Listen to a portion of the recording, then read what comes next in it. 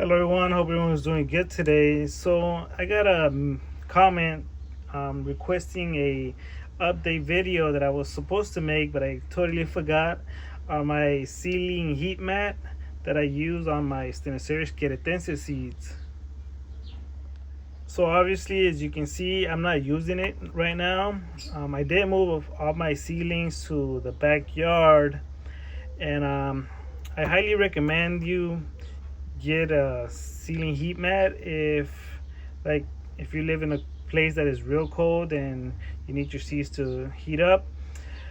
For example, when I planted my seeds, it was really cold, and it was going to be hard for the seeds to germinate, and I feel like the heat mat really did help me.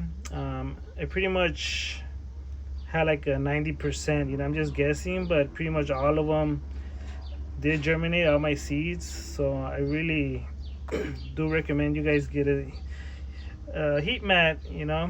Right now I don't need my heat mat anymore because it's spring and it's already hot enough where I could just have them outside and they'll germinate like that.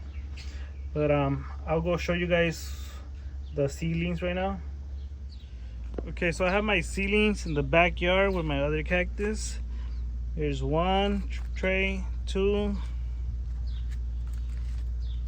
3, and 4. Let me just put this in the shade so you guys can see them better. Okay, so as you guys can see, the seedlings, they're not too big, and right now they look kind of stressed out. And well, first I took them off the heat mat because I wanted to put them just directly under the sun. And I wanted to do that because I wanted these seedlings to be a little bit hardy, but they won't be just too sensitive to the sun once they start getting bigger.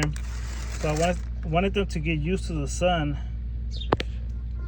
And I did this because my first seedlings, I did have them just kind of covered up in a greenhouse and all that.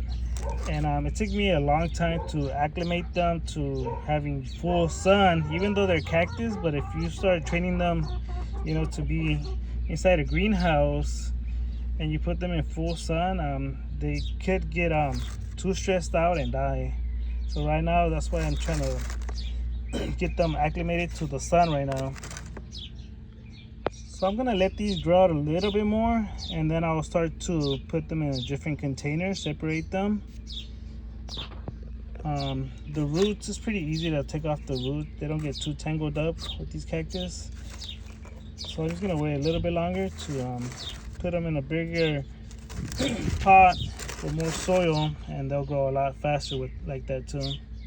And these are my white flesh Stenocereus queretensis seedlings. And like I said, I do recommend the heat mat, especially if you live in an area where it's just too cold to just try to germinate them outside. It does help out a lot. Oh yeah, now I just forgot, I did take off the dome as well.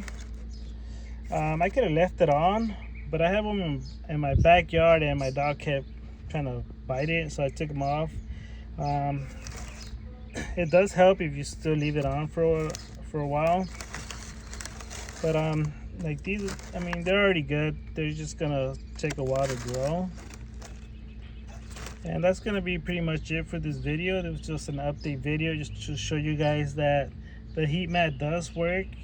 I do have a lot of seedlings thanks to that heat mat, so I do recommend it. And hopefully you guys like this video. If you guys have any questions, you guys can just send me a comment. And I do appreciate when people do send me a comment saying, hey, what's your update video? So thank you.